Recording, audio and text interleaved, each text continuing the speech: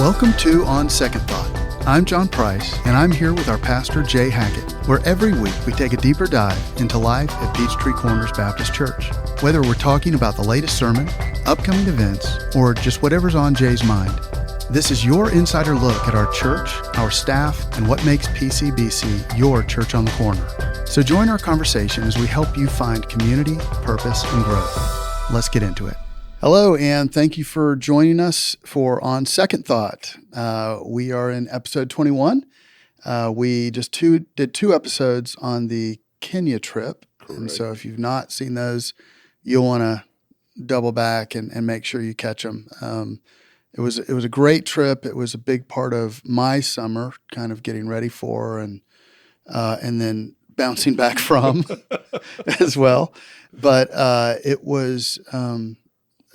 we discussed, it did take two episodes to talk about. And today we're going to be talking about ending the series on cultivating character and the new series coming up and then the fall coming up. So we'll cover each of those things briefly. But you ended the series of cultivating character yesterday.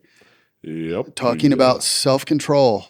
Dove into the easy topic, right there at the end. But no, self-control, it's one of those things that we said it sounds kind of contradictory because in order to have self-control, you cannot be in control, right? You have to surrender everything to Christ, right, and allow Him to be the one that is in control of your life. And that's very hard for all of us to do. Because you're in control of your destiny. You're the one that makes decisions. You were taught that our whole life. And it's like, okay, hold on a second though.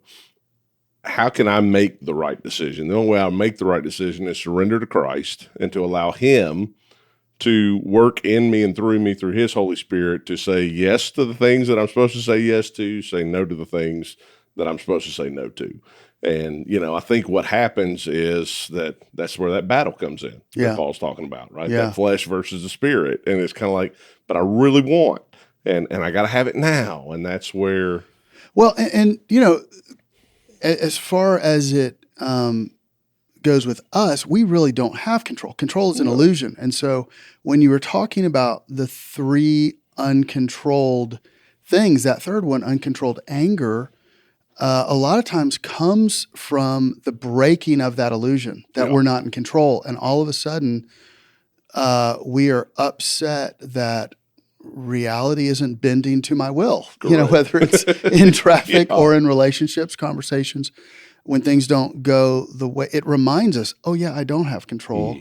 And we have varying reactions to that. We can throw a tantrum, and so a lot of anger is based on what were my expectations, and then if they're very unrealistic expectations, then that anger can really be uncontrolled, and that nobody likes to be around that. From what April says, because that is one of those that I was like, oh, you're getting a little too close, stepping on some toes. Yeah. Well, I love that Scripture says in your anger, meaning that the emotion it allows of anger, for it. Right. Yeah. Anger's going to come. Yeah. There are going to be times that we get very angry about something, but it says in your anger, do not sin. Yeah. And so typically when that uncontrolled anger comes out, that's where sin becomes present, is because now I'm no longer having the character of Christ. Yeah. Right. And so we say, well, yes, I am. I'm standing up for Him and I'm, defending the faith. And it's like, but are you really in this moment? You're defending yourself because you felt like an idiot, or you, like you said, an unmet expectation. And because that happens, now you turn around and go, well, you're ugly, I've got to have something that, takes the pressure off of me and puts it back on you, and, and walking through that, the whole idea of self-control is kind of like the brakes in the car, right? You got to have brakes. Brakes help to steer, brakes help to stop, all these different things. That's, in telling the story I did about Molly Grace and her friend that were driving, the mule through the field, I couldn't get near a brake, right? Right. So I was like, oh, this is going to be bad, you know? Yeah. And, you know, one of the things that she did was, and I don't know that I shared it, was the first turn she took was at about 30 miles an hour. Wow. And you guys stayed upright. We stayed upright. I started noticing she's going to make a right-hand turn and she's not slowing down. And so I took my large self and put it planted firmly on the whole right side. It was like just hanging. And then I was like, all right, stop the vehicle. It's like the pirate that's swinging on the ropes. And I said, hey, just to let you know, this will turn over and we've got to hit the brake. So, you know, I think for a lot of us, if we think about that self-control, it's pump the brakes. You know, okay, hold on a second. I need to pause. I need to slow. I need to stop because my heart rate's getting elevated. My head's about to explode. I am going to respond in a way that is not characteristic of who I am. Yeah. My identity gets lost in this moment.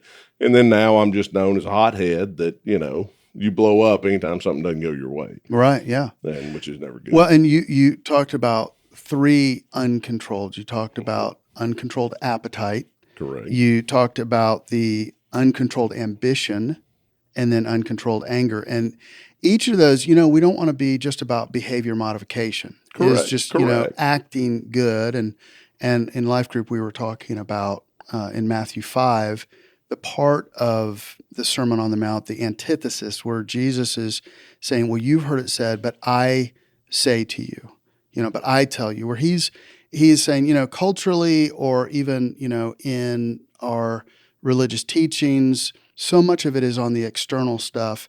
Let's dig deeper. Yeah. And so with these uncontrollables, asking what's deeper than that? And those uncontrolled appetites is it Tim Keller that said anything that is a good thing that becomes the ultimate thing is an idol. Yeah. And so whether it's great food or whether it's, you know, whatever those kind of appetite you said, you know, intimacy, sexual, you know, hunger and all, you know, comfort, all of these things are good within themselves, but Satan likes to twist it to that becomes the target. And so that is the underlying thing is, and maybe it comes from this sense of enjoying, but then making it all about. And that is possibly because we've diminished. You said when you're living less spiritually, then you're living more physically. Reword that. How is so that? I said what happened is sin is twisted, right? Those desires, those appetites, that ambition, that anger that's there, it twists all of that. And so what happens is instead of our spiritual drive, right, having that spirit-filled life, being what actually leads our life, because that starts faking, ultimately what happens is this. We know there should be spiritual, so it becomes what we call and express your faith pseudo quasi, yeah, right. So I'm going to fake having a form of godliness but denying its power. Correct. Yeah. And so I'm going to act like the spiritual's still there, although I know it's not. Yeah. Although I know something is now lacking, but I want people to see me as spiritual. But what happens is that drive diminishes, the other drives begin to take over, and ultimately that physical drive becomes the defining factor of our life. And so we go, okay, well, life must be about acquiring more, right? I've got to have more money. I've got to have, you know, all these. One of the research things that I was looking at in doing the sermon was that they polled Americans and they said, how much money do you need to be happy? And it did not matter how much money the person currently had. None of the people polled said, I'm content and happy with what I have. Right. It was always more. Right. Right. I need more. I need more. And it's that physical drive that now has taken over in our life, and slowly, right? It didn't happen overnight. And so it slowly has developed where now we're like, oh, well, I've got to get more of this. And so, you know, if sex is good, lots of sex would be great. Right. And it's like, well, hold on a second. You know, sex is good. Right. But it's good in the way that God designed it. Food is good, but it needs to be something that resources your body, gives you the energy, the strength that you need to go accomplish the things you're doing. And is a form of pleasure. I mean, absolutely. God designed there, you know, there's as you were saying that, there's one of the big defenses of the faith is what's called the ontological debate, which means if there is a hunger, there is something that feeds that hunger. Mm-hmm. And so if there is, as we look at different cultures through history, a desire, a need to worship, there must be something that exists to worship. Yeah. Another survey that Leadership Magazine did years ago was with pastors who had some kind of moral failure. Mm-hmm. And they were looking for some different, what are some common denominators? And they found two things that kept repeating. One was a diminishing of a personal spiritual time, quiet time with God. Yeah. So again, it's the diminishing of that spiritual side. And then the second thing was thinking, that would never happen to me. Mm-hmm. And so it's you in ministry, a lot of times you can kind of coast on your abilities. Oh, absolutely. So it may not be apparent at first that you're not walking in the Spirit, because if you're a good communicator, you can still communicate. Well. But eventually it gets to where, you're running on fumes and conflict, pressing agendas, expectations, all that can come to a boiling point, and it goes from underneath to, out on the surface. And so I think that happens not just to ministers, obviously, but you do see that. Where did that come from? Yeah. How did this guy who had such a great ministry all of a sudden do something totally uncharacteristic? Well, it doesn't happen in one step. No. Demise. Yeah, it happens so under the radar as we micro steps away and just rely on our own power. Yeah. So I think that's the whole key to the series, right? That none of these things are produced by your effort. Right. None of it is willpower. Yeah. None of it is, I'm going to love more today, or I'm going to have more joy, or I'm going to, and I'm going to keep saying it until I believe it, and then, name it, claim it, I'm going to go take hold of it. Every deal is not force, but stepping more into Jesus and that faith. Yeah. Father, I need you.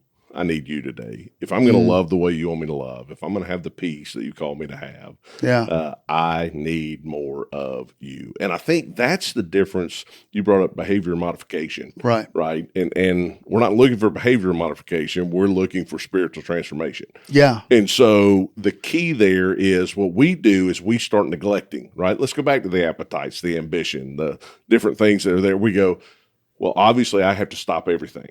Right. All of that is now bad. Mm-hmm. And we've taken something that God gave us to be very good. Yeah. And we've gone, it's evil. Yeah. And God's going, it's not evil. Right. None of this is evil. Yeah. In and of itself. It's your sinful nature that makes it evil, because you take something and you go, okay, well, I'm going to behavior modification. I'm going to change my stance, and I'm not going to eat this anymore, drink this anymore. I'm not going to do this anymore. And God's going, okay. If you need to step back from that. And I really think if you look at Scripture, that's the weaker brother. Mm-hmm. The weaker brother is the one that just says, abstain. I'm going to abstain from absolutely everything because I can't and I won't. Right. But as we grow in our walk with Christ and that transformation then begins to come, it's like, God, you've allowed these things. They're not idols in my life. They're not the pursuit of my life. You're the pursuit of my life. And so I simply want more of you. Yeah. And I'm still going to enjoy a good steak, and I'm still going to enjoy intimacy with my wife, and I'm still going to enjoy it, in the way you created it, in the things and that you've I'm done. Still going to have ambition. Absolutely going to be ambitious. It kind of reminds me of the 70s and 80s Christianity where, somebody said, oh, great sermon. And you would just, point up to heaven like, he gets all the credit. And yes, but God gifted you. And so there is, there's that old joke about the pastor who was visiting the farmer and looking out on his fields and saying, boy, isn't God amazing? And the farmer said, yeah, but you should have seen it when God had it to himself. There is an element where we are involved in the process, right? It's not based on our efforts alone, but God has gifted us so that when we do what he's called us to do, and he does what only he can do, correct, it's a beautiful thing. Yeah. And so to have this false humility oh, I bring nothing to the table. And there is some truth in that, yes, we're created in God's image, but we're also broken in sin. And so there is that tension. But it's, your points, your three things are almost a progression. You make things your God. Then you make yourself your God with ambition, and then you reap the fallout from doing that. And all of a sudden, things happen that break that illusion that I'm in control. I am God. Yeah. And so you go from appetite, to ambition, to anger. That is uncontrollable because of the progression that we do as we drift away from God. Yeah. So that was 100%. That was great. And get back to what you said a moment ago about, when someone comes up and says, hey, really appreciated the message. Thank you. It was a great thing. Had a seminary professor that always told us, he goes, don't do this. Right. He said, do me a favor, just say thank you. Right, yeah. Just say thank you. That way it's not awkward for them. It's not awkward for anybody else. But he goes, but for you personally, every night, before you lay your head down at night, you give it back to God. Yeah. Because you just go, God, thank you for allowing me to be used by you today. It was a message you gave me. It was something you shared, and, you used it. So thank you for that gift mix. Yeah. To have a sense of humility, because humility really is in your prayer closet between you and God. Right. As well as it's seen outside. But, that false humility, we're very easy to jump into it and find different things. But the key is just that daily surrender. Yeah. Every single day of going, I'm dying to myself. It's not me, it's you. It's not me, it's you. It's not me, it's you. Right. And so, God, just use today. I know there's going to be some temptations. I know there's going to be some things thrown my way. Give me your supernatural strength to say yes to what needs to be yes, no to what needs to be no. And then, Lord, may I just walk in tune with you, right? Just that rhythm of just. And I liked what you said. I think the wording was the unforced rhythm. Yes. Ask God to show you and help you with the unforced rhythm of what it looks like to, of grace. Absolutely. Yeah. Yeah. And that's the way the Message puts that passage in Matthew. And it's so beautiful to look at that, go, Jesus is going, look, this ain't work. It ain't hard. Yeah. And it's not something you got to force yourself to do every day. It's unforced. It's just a rhythm of, man, hey, you're walking with me. You're in step with me. Yeah. And so, this will take a lifetime to develop. Right? It's not like, okay, with 9 weeks, I have conquered everything to cultivate the character in my life. But it's going, okay, these are the characteristics, right? Because it's not a checklist, it's a portrait of who Christ is. Yeah. And so as you see those 9 character traits, you're going, this is Jesus. This is Jesus in a nutshell. I want to be like him. And this is who I want to be. This is who I want to be. And so, which leads us into our next series, which we're going to start this coming week, called Rooted, right? And so what we want to do is that we want to provide an atmosphere and provide an environment for every single person inside of our church to really get rooted and grow in this, because, all of that fruit that gets produced, you have to have the right elements and the right environment for those things. Right, yeah. As we've taken 9 weeks to talk about the fruit of the Spirit and those elements of what that means, every single one tied back, every sermon was, this is not from your own efforts, from your own willpower. It comes from simply, a tree, a bush, a vine grows fruit according to what it is, if it's in the correct soil. Correct. And so it begs the question then, so what does the correct soil look like? And so that's what this series is going to take us through, is, okay, here's what the correct soil is. And so you're going to be taking our mission statement and looking at that. And just about every year you revisit that, right? So we can wire it into our DNA. Yeah. This is who we are as a people. This is what we do. This is how we grow. And so looking at it in light of the 4 soils, that idea of rooted, that's going to be a great series. It's going to be fun. I'm really excited about diving into that. Excited to get back into a rhythm. It's been kind of crazy. We've been in and out of the office all summer, and people I know have been traveling, and it's just been amazing to see where our people go. I like to live vicariously through a lot of the people in our church to see the opportunities that they have. But it's neat to get back and kind of get back into the normal routine and the normal rhythm. And the cool thing for us is that helps just to get community again. Right. A lot of us, we've kind of stepped away. I know, like my discipleship group, we stopped meeting.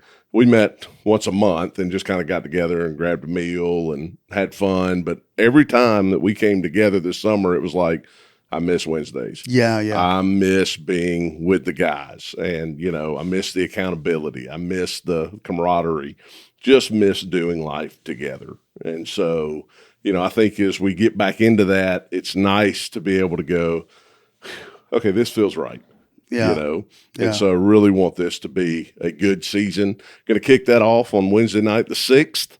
We'll do what we call a prayer and praise night, and just kind of a worship night of coming together, worshiping, praying, and at the end of that night, we'll lay out, hey, here's the options, right? We know that kids have Kids Praise. We know students have Elevate. Both of those ministries are phenomenal, and God is blessing beyond measure. But what's up for mom and dad? What's up for the single that we have here in the church that goes, hey, I'd like to go a little deeper. I'd like to just maybe take a topic or an idea and expand on that and understand, hey, how does God want to work this, in my life personally? And so just excited about that. And I know you've been working hard to get all of those classes lined up. How many classes do you think we're having this year? I think 7. We've actually kind of rolled a few into one. The men's group is actually going to be joining what I'm going to be teaching with Josh Deaton on rare leadership. And so we will be doing that. April will be leading a class on the book, The Bait of Satan, which is about how not to take offense and how offense can take you out of the game. And it's an excellent book. And is getting offended a problem in today's culture? I think there are more people not in church that used to go to church than have never been to church. You might need to rewind that and listen to it again, because that's a lot of prepositions and stuff. But a lot of people carry church hurt because they were offended in some way. And that's why the title is that is our enemy's best bait to use. Because, man, it'll hook anybody. Anyone is susceptible to being offended. It's what you do with that. Because if that becomes your story, your narrative, and you just want to tell everybody who will listen how you were hurt, then you cannot be who God wants you to be, and you cannot do what He wants you to do. Yeah. So, and there's a lot of people, even in the church, that hold on to those wounds instead of allowing God to work in those and heal those. And so this will be a great class for that. I know, Scott Preisler is doing a class on the trip that y'all are taking to Greece and Italy and Rome and all that kind of 40 stuff. 40-something people that are going. And we're going to Rome. We're going to start in Rome, and then we're going to come to Greece and spend some time in Greece. And then there's a cruise on the end of that. But 40-something people taking the footsteps of Paul. Be my first time. Taking this trip. Is it too late to sign up? It's not. I think we have like 10 spots. Okay. We're going to cut it off at 50. Yeah. And so that's kind of, we want one bus, and so that we can all be together and still have the things, kind of going on. A lot of flights that are happening on this one. Instead of taking a 2-day bus trip to get down to Athens, we're actually going to fly. And so very excited about doing some of those kind of things. But it'd be a great trip to kind of unpack, Paul's journeys through there. And so that's what Scott's going to be teaching us and what we're going to be seeing and what we're preparing for. So highly recommend that one. And going to Israel a few years back, I would have loved to have you go to a place and you can tie it to the Scripture. Correct. It ties in with Old Testament, New Testament, that sort of thing. But to have had a little more history and preparation beforehand, I think I would have enjoyed those places even more. Correct. And Scott is just a master at that. Yeah. And so And that class will be a good one. the last Israel trip Yeah. that we took. You didn't get to go on it with us, but it'd just be a lot of fun to kind of unpack it. And then when you're there, you get to experience it a little bit more than, I'm typically the guy that's, what is this? What are we doing here again? Yeah. It's like, is this another old thing? Right. It's like, yeah, Jay, this is an old thing. Yeah. But no, it's going to be a great trip. Got a great group that's part of that. And we'd love to have, a few more if they are up for coming. And so that's going to be in April of next year. So that'll be a great class and a great tie-in. Yeah. So, and you had mentioned your your guys, your discipleship group not meeting in the summer. Our craftsmen did meet in the summer. Yes. And so that went so well. And we built new friendships and relationships, built some stuff that helped the church, the different ministries. We have a lot more projects. And so we're continuing that through the fall. And so whereas I'll be teaching on the leadership class, Charlie Saylor he's kind of been my right-hand guy, is going to be leading the craftsmen still on Wednesday night. So I'm excited that we're going to continue to offer that. We're also going to be starting a kitchen crew, a kitchen team, and we've got a lot of folks that have shown interest in it. So very soon we're going to be meeting and talking about what that might look like for the fall. Okay. And so it'll probably be a soft rollout after Labor Day, but what we'd like to do is offer some kind of eating time on Wednesday nights for parents bringing in their kids. I know that we're not going to compete with the fast food drive-through, and so we're embracing that and saying, hey, look, bring your fast food stuff, but we are going to provide some small stuff for a couple bucks, and so it might be like grilled cheese and some soup or something shaped like dinosaurs or whatever fried. Stouffer's lasagna. Yeah. So and then maybe once a month have something a little more hearty. But that way, people can get there a little bit earlier, take some time with their kids instead of just picking them up, dropping them off, spending time seeing each other. Anytime we can, increase the surface area of relationships in our church, that's a good thing because we're all about community. So we really want to prioritize that and getting that started. And it doesn't have to be complicated. It doesn't have to be, this 4-course kind of thing. It can happen around grilled cheese. Yeah, absolutely. So look for that. If you are interested in being on that team, you can go to our website or the app and sign up through the registration stuff there as well. But got a lot of good classes. Of course, our usual suspects. If you'll be doing the one on sharing your faith. We'll have divorce care. We'll have financial peace. We'll have the one dealing with grief, grief share. And so we've got a lot of different offerings.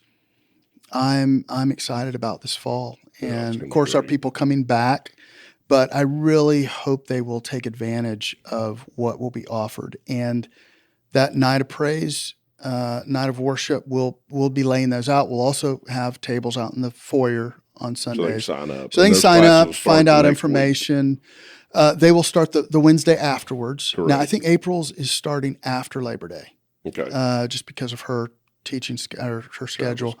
But those will be great. And then this Sunday, I'm meeting with my life group leaders. We're having our luncheon. Right. Yeah. And so I'll kind of give them a charge, some thoughts. We'll have conversation, maybe share some stories, success stories over the summer, which are always fun to hear.